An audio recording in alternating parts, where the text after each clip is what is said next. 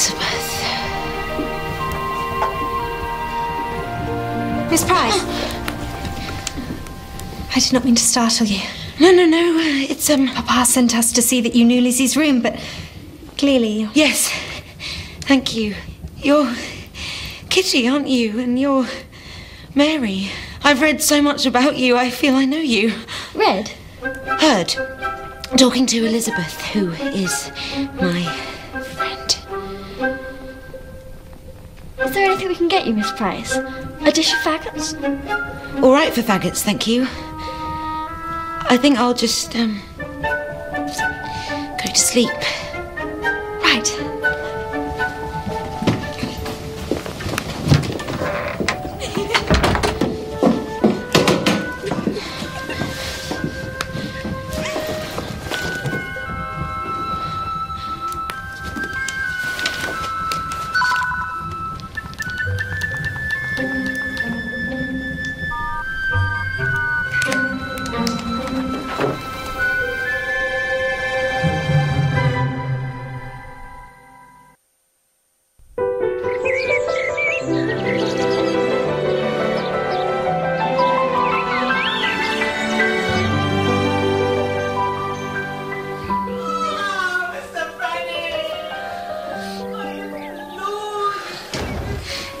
Lend me your handkin, Lizzie. Oh, you're Miss Price of Hammersmith. Yes. I thought you felt funny. Well, I often get into bed with Lizzie in the night. She strokes my back when it's time to wake. Oh, I'm Lydia, by the way. I know. What preparation do you use for your hair? It's most pungent. Okay. Look, I've had enough of this. What's the deal here? Are we live on cable or something? Is this like the Jim Carrey thing, but period? Where are the cameras? Oh, come on! What are you after, guys? A bit of girl-on-girl action under the covers? What do I have to do to get out of here? Snogger? Show you my pubes? What have you done to yourself? That's called a landing strip, Lydia. Standard pubic topiary. The fit of her breeches is really quite extraordinary. The breeches are as nothing but an hour. Good morning. Good morning, Miss Price. Did you sleep? I did. Thank you. Please sit here next to me.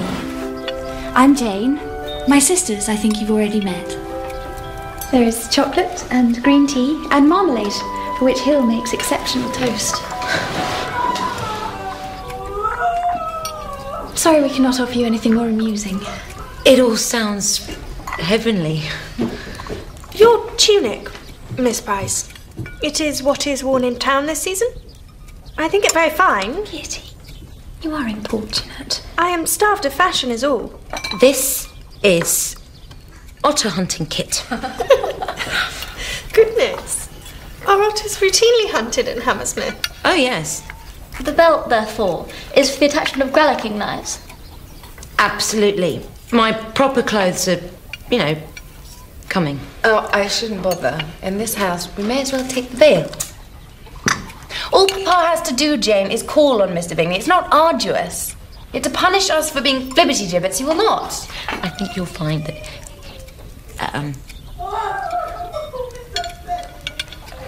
My mother, Miss Price, is a little indisposed this morning. I'm sorry to hear that. She suffers from her nerves. Yes. Have you met my mother? I've yet to have that pleasure.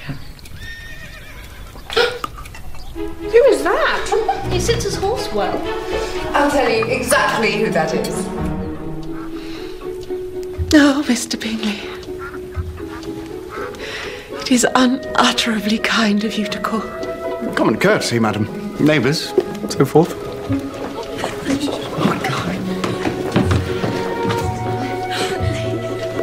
Ah, Bingley. Welcome, sir, to the asylum. What, finished already? You have devoured Rousseau apace. Find him eminently digestible. Gentlemen are acquainted. We've known each other, hours. We lend each other books. It is practically a marriage. That's Mrs. Bennet. You did not say, Mr. Bennet. I lacked the opportunity. Mr. Bingley? And yes, he's looking at Jane. Bingley, you've words to say in this house. Speak 'em up sharp. Now, let us sort the sheep from the goats. My daughters Jane, Mary, Kitty, Lydia. Elizabeth, the very goatiest, is not here. In her stead, we have Miss Amanda Price.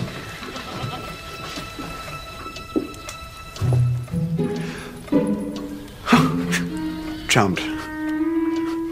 Charmed. Miss Price is of Hammersmith. Really? Excellent fox hunting country, I hear. Well furnished with otters. Shush. Undoubtedly. Elizabeth is presently to be found disporting in the otter-strewn thoroughfares of Hammersmith. Miss Price will explain.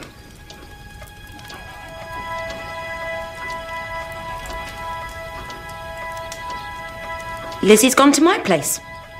She's, as it were, trying to write a book. A novel. She's tried to write it here, but she finds the life of the house distracting. My place, it seemed logical that she should dig in there for a day or two. Get something down on paper. She intimated to me she would be gone for weeks. Did she? Well. Anyway, we've done a sort of swap. She's there, and I'm, here. But why, Mr. Bennet, at such a time like this, with... Lizzie begs your forgiveness for not explaining these plans more thoroughly. I think she wanted it to be a,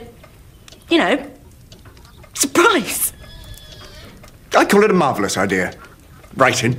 All in favour of that. Mr. Bingley, are you at all disposed to join the dancing tomorrow night at the Assembly Rooms? Royally disposed, Mrs. Bennet. I've summoned hordes of friends from London. We should be quite a party. He means Darcy. One that could only be enhanced should you consent to join it. All of you. Too kind, sir, but I must beg to be excused. Large gatherings of society bring me out in hives, as do small gatherings. Stop looking at me, Bingley. Look at Jane. It is a pity that Miss Price's portmanteau has failed to appear. We must endeavour to furnish her with clothes that are a little less provoking of attention. So exciting. Lizzie made this for herself. It's lovely. What are you thinking, Miss Bennet? I'm thinking how pretty you shall be for Mr. Bingley tomorrow. Never mind the Bingley, bring on the Darcy. He's the one we want to see. You know this gentleman to be part of Mr. Bingley's party? I'm guessing. Out loud, terrible habit. I must say, Mr. Bingley seemed a very nice man. I mean, he'd be a good person to marry. I'd quite like to clean my teeth. Is that possible? Of course. The instruments are ready before you. See, I brought birch twigs, powdered salt, and a fresh block of chalk. Right, thank you. Splendid.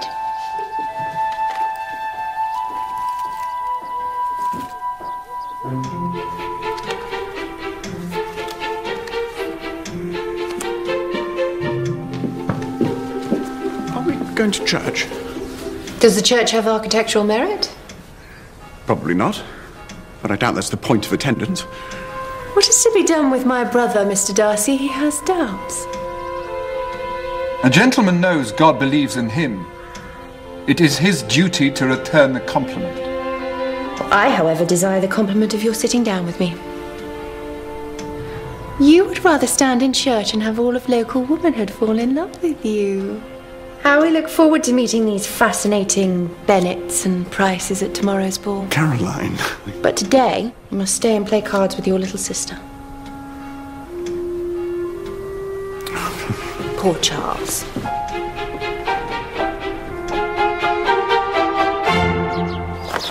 Do you have a salter, Miss Price? Is that like a picnic thing for seasoning sandwiches? More for the recitation of psalms.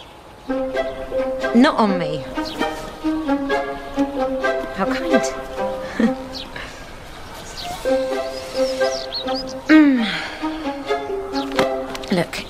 You have to tell me.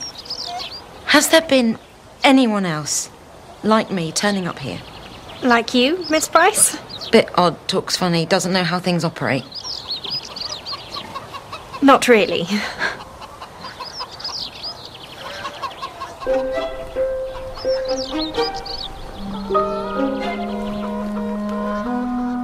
I thought for a minute you were wearing contact lenses. How do you get those ringlets? By the application of hot irons. I'd be delighted to arrange yours if you'd let me. No. I may be losing grip on reality, but I'm